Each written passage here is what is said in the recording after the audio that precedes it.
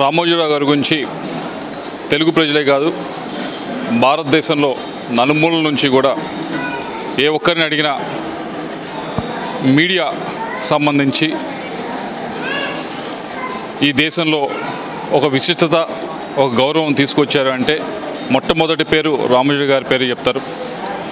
దాదాపు 50 సంవత్సరాలు పైగా ఈనాడు గ్రూప్ని నడుపుతూ ఈనాడు దినపత్రికని ప్రతిపక్షం పాత్ర పోషిస్తూ ప్రభుత్వాలు చేస్తున్న తప్పుల్ని ఎండగడుతూ ప్రభుత్వాలని ఇదిగో ఈ విధంగా ఈ సరైన మార్గంలో నడవాలి అని చెప్పి ఒక దిక్సూచిలాగా ఉండి నడిపించిన వ్యక్తి రామోజీరావు గారు. అలాగే కేవలం దినపత్రికే కాకుండా టెలివిజన్ దాదాపు 20-25 ఛానళ్ళు దేశం మొత్తం మీద కూడా పెట్టి అన్ని భాషల్లో కూడా మొదలుపెట్టి వాటితో పాటుగా ఈ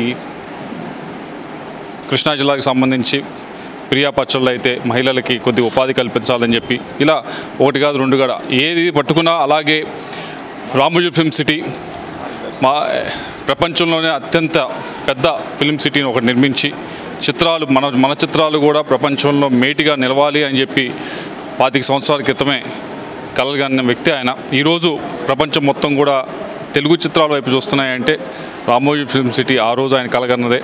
వీటితో పాటుగా మార్గదర్శి చిట్ ఫండ్స్ పెట్టి చిన్న చిన్న కుటుంబాలు కూడా పొదుపు చేసుకొని వారు కూడా పిల్లల్ని చదివించుకోవాలన్నా ఇతరత్ర అవసరాలకి డబ్బులు కావాలన్నా కానీ మార్గదర్శి చిట్ ఫండ్స్ ద్వారా అందరికీ కూడా ఒక నమ్మకాన్ని కలిగించిన వ్యక్తి రామోజీరావు గారు. అటువంటి వ్యక్తి ఒక దాంట్లో కాదు ఒక మీడియా దాంట్లోనే కాదు అన్నిట్లో కూడా ఆయన ఏదో ఒక విధంగా ప్రజలకి మంచి చేసే దానికి ముందుండి నడిపించిన వ్యక్తి ఆయన.